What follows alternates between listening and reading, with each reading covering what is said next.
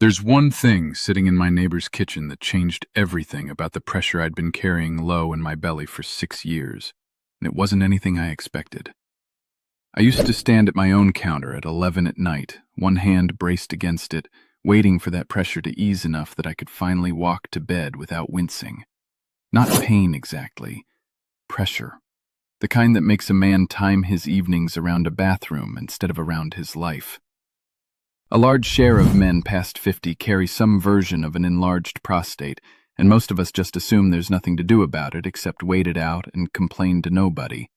I assumed the same thing for years. Then one evening I noticed a plain glass jar simmering on my neighbor's stove, and the question I finally asked him about it changed everything. I'm Dallas. I'm 83, and most nights now I go to bed once, and I stay there. I still see my doctor every year, and I still get my regular checkups without dreading them the way I used to. I just don't carry the tight, swollen feeling into the appointment anymore. It's not a small thing when you've lived with it as long as I did. I coach my grandson's Little League team on Saturday mornings now, 3 hours on my feet behind home plate, and I don't spend the whole game calculating how far I am from the nearest restroom. I'm not telling you that to brag. I'm telling you because for 6 years I would have said no to coaching, just to avoid the risk. But I want to back up, because if I just tell you, eat tomatoes, you'll close this video and go make a sandwich, and you'll be no better off than you were an hour ago. So let me tell you what was actually happening in my body, because once you understand it, the tomato part makes a lot more sense. For years I told myself the pressure and the constant bathroom trips were just what happens when a man gets older.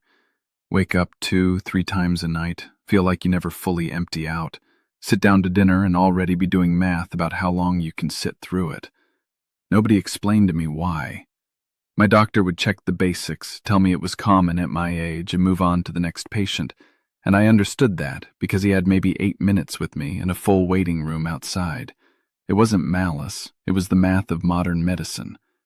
But it left me carrying a swollen, uncomfortable gland with no real picture of what was driving it. Here's what I eventually learned, and what I wish someone had sat me down and explained a decade earlier. The prostate is a gland, and like most glandular tissue in the body, it responds to inflammation. Chronic, low-grade inflammation, the kind you don't feel as pain, just as background static in your body, appears to play a real role in why the prostate keeps growing and staying irritated as men age. It's not one dramatic event. It's years of small inflammatory signals telling that tissue to keep expanding.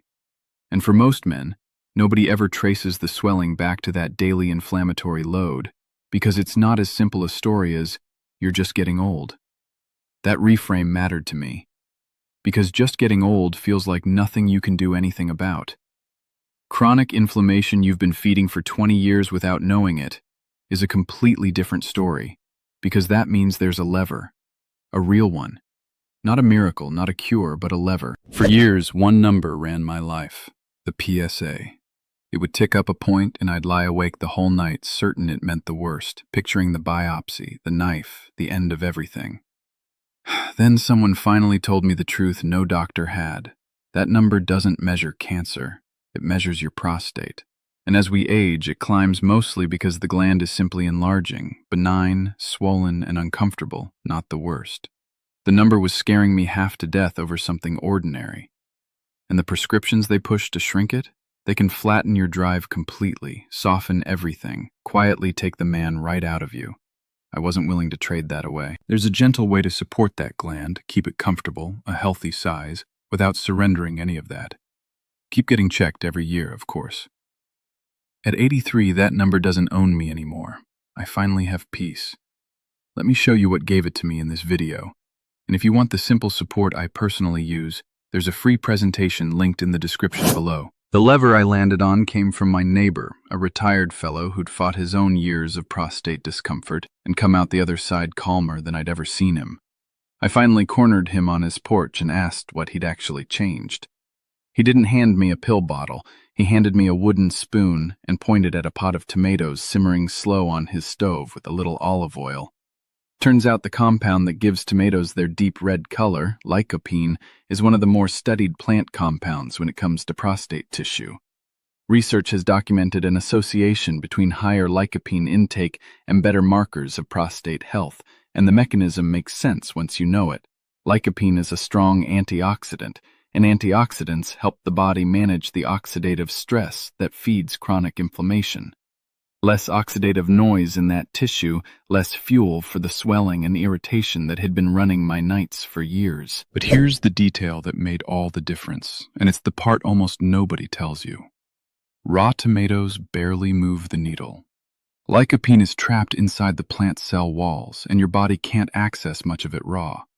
Cooking the tomatoes, especially with a little healthy fat like olive oil, breaks those walls down and makes the lycopene several times more available for your body to actually use.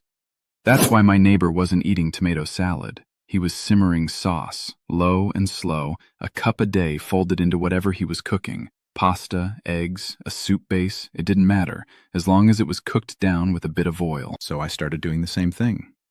1 cup of slow-cooked tomato, olive oil worked in, most days of the week. Nothing exotic, nothing that cost me more than what I was already spending on groceries. I'm not telling you this fixed me overnight, because it didn't. It took a few months before I noticed the pressure easing, before I stopped counting bathroom trips out of habit. But it was real, and it stuck. I'll admit I was skeptical at first. 83 years old, and I'm supposed to believe a pot of sauce is going to do something my doctor's appointments never addressed? But I kept a little notebook, the way my neighbor told me to, just a few words each night about how heavy the pressure felt and how many times I was up. Looking back at the first 2 weeks compared to week 8, the difference wasn't dramatic day to day, but it was undeniable across the stretch. Fewer nights where I was up 3 times, more nights where twice or even once felt normal again. I wasn't chasing a miracle. I was watching a slow curve bend in the right direction, and at my age, a slow curve in the right direction is worth more than any promise of an overnight fix. What I also noticed, and what nobody had warned me about, was how much the pressure had been shaping decisions I didn't even realize I was making. I'd stopped taking the aisle seat at church because it meant fewer people to climb over. I'd stopped drinking coffee past 9 in the morning. I'd quietly built my whole day around managing a body I'd given up trying to understand. When the pressure started easing, I found myself doing small things again without thinking about them first, sitting where I wanted, drinking a second cup of coffee in the afternoon without calculating the consequences. Those little freedoms don't sound like much until you've lived without them for years. I didn't stop there, because one habit rarely does the whole job, and anyone who tells you it does is selling you something too simple to be true. I built it into a small system, 3 pieces that worked together instead of one lonely fix. First, the tomato habit itself, cooked down with olive oil most days. Second, I cut back hard on the fried and heavily processed food that had quietly made up half my diet for years. That stuff carries its own inflammatory load, and research linking metabolic strain to prostate size and worse urinary symptoms is honestly some of the most consistent evidence in this whole area. Cutting it back wasn't a punishment. It was just closing a door that had been feeding the fire. Third, I kept moving. A daily walk, nothing heroic, 20 or 30 minutes. Studies following tens of thousands of men over years have linked regular physical activity to lower rates of prostate enlargement and fewer urinary symptoms. Movement seems to calm the whole system down, not just the muscles. None of these 3 pieces are complicated, and that's exactly the point. I've watched plenty of men my age chase expensive protocols, exotic powders shipped from overseas, complicated regimens with a dozen pills a day, and give up within a month because it was too much to sustain. What actually worked for me was boring. A pot on the stove, fewer trips through the drive-thru, a walk after dinner instead of straight to the recliner. Boring things done consistently for months seemed to matter more than clever things done for a week and abandoned. I still remember the first night I realized I'd slept clean through until 5 in the morning without getting up once. I lay there in the dark, almost afraid to move, waiting to see if it was a fluke. It wasn't. These days I take a Sunday drive with my daughter without mapping out every gas station bathroom along the way, and that kind of freedom is worth more to me at 83 than almost anything else I could name. I want to be honest with you about something else, because this channel doesn't exist to scare you into anything. An enlarged prostate is not cancer, and having one doesn't raise your cancer risk on its own. The fear a lot of men carry that any change down there means the worst usually isn't what's actually happening. Most of the time, an enlarged, uncomfortable prostate is just a gland that's been quietly inflamed for years, responding the way glandular tissue responds to a long, low simmer of irritation. That's not a diagnosis to panic over. It's a problem you can actually work on. But I'm not telling you to skip your checkups. I'm telling you the opposite. Keep getting checked every year on schedule with your doctor watching things the way he's trained to. What I changed was how I supported my comfort day to day. What he watches is a separate job, and both matter. I've sat across from my doctor and told him exactly what I've been doing. The tomatoes, the walking, cutting back the fried food, and he didn't tell me to stop any of it. He just kept doing his part while I did mine. That's how this is supposed to work, not one or the other, both together.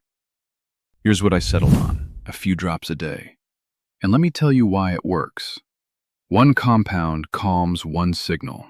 But a swollen prostate answers when several are calmed at once. The growth signal, the inflammation, the pressure inside it. So what I use concentrates them, working as one, the way the research actually uses them, not a single ingredient pretending to be enough. A gland that stays comfortable and a healthy size, fewer trips, and the quiet of no longer fearing that number. It leaves the man fully intact, none of that flattening the prescriptions can do. It's linked right under this video. Go look for yourself. It won't replace your doctor or your yearly check. It supports the biology right alongside them. I'm 83, and that number doesn't own me anymore. What I want you to walk away with is this. The pressure you've been carrying for years might not be a life sentence, and it almost certainly isn't just getting old with no explanation behind it. There's a mechanism, there's a lever, and it starts small enough to fit in a cup. I think about the man I was 6 years ago, timing his evenings around a bathroom, embarrassed to admit it even to my own son. And I think about the man I am now, the one who takes the long way home just because he can. That's not a miracle. That's just a body finally being given what it needed to calm down. That's dignity, quietly earned back one ordinary dinner at a time. If any of this sounds like your story, tell me in the comments how long you've been carrying it, what you've already tried, what's worked and what hasn't. I read every one of them. And if this helped you see your own pressure a little differently today, subscribe, because I've got a lot more of what I learned still to share with you.